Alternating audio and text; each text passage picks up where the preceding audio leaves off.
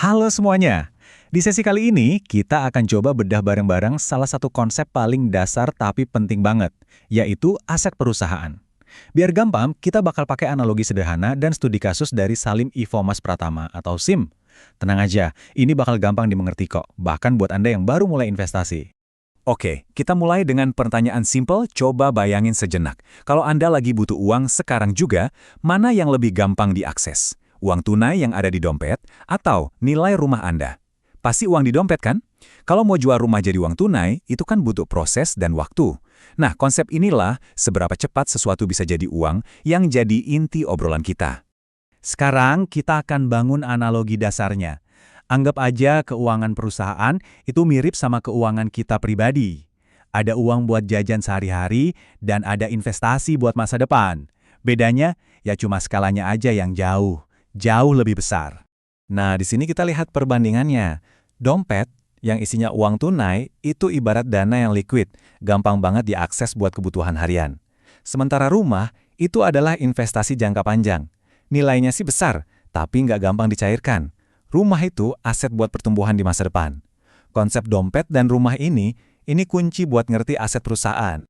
Dalam istilah akuntansi, dompet perusahaan ini disebut aset lancar. Ini isinya semua hal yang bisa cepat diubah jadi uang dalam setahun. Ya, kayak uang kas, persediaan barang, atau tagihan yang belum dibayar pelanggan.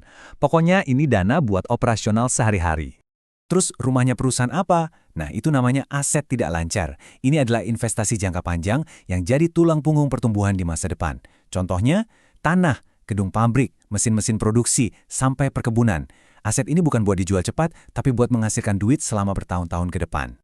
Oke, teorinya cukup ya. Sekarang kita langsung praktek. Kita lihat studi kasus beneran, Salim Ivo Mas Pratama. Kita akan intip langsung laporan keuangan mereka untuk tahun 2025.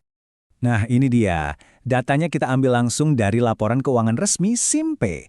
Kita akan fokus ke dua angka penting yang sudah ditandai di sini. Jumlah aset lancar dan jumlah aset tidak lancar. Yuk kita lihat angkanya satu persatu.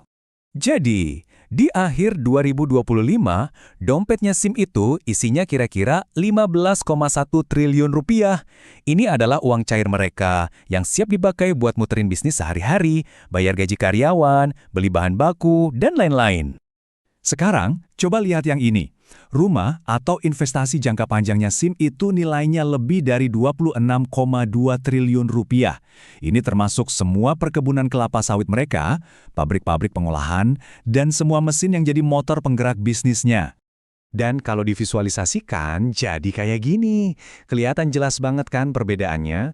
Batang untuk aset jangka panjangnya jauh lebih tinggi daripada aset jangka pendek. Ini udah kasih kita petunjuk awal soal strategi perusahaan ini. Intinya begini, neraca aset SIM itu jelas lebih berat di sisi investasi jangka panjang. Mereka kelihatannya lebih fokus menanam modal untuk masa depan daripada sekedar numpuk uang tunai di dompet. Ini ciri khas strategi yang berorientasi pada pertumbuhan. Tapi, melihat data 1 tahun aja itu nggak cukup. Biar ceritanya lengkap, kita harus lihat trennya. Jadi, mari kita bandingkan data tahun 2025 ini dengan tahun sebelumnya, 2024. Dari tabel ini, kita bisa lihat kalau dua-duanya tumbuh dari 2024 ke 2025.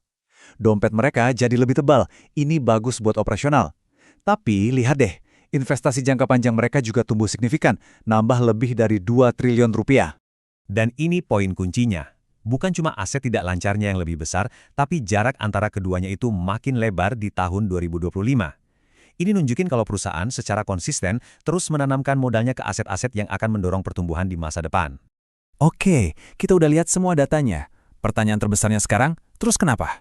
Apa artinya semua ini buat kita sebagai seorang investor? Jadi, ada beberapa hal penting yang bisa kita bawa pulang. Pertama, struktur aset ini menandakan strategi yang jelas. Mereka fokus ke pertumbuhan jangka panjang.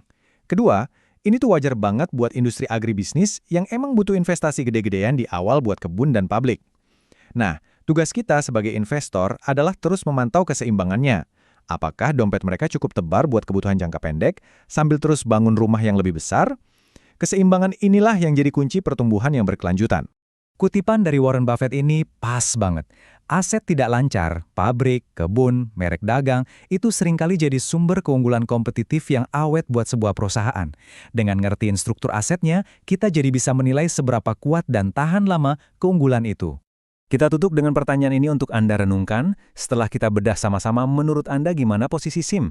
Apakah investasi besar mereka di aset jangka panjang ini bikin mereka kuat untuk tumbuh, atau justru malah rentan kalau ada guncangan jangka pendek? Analisis ada di tangan Anda. Terima kasih sudah menyimak.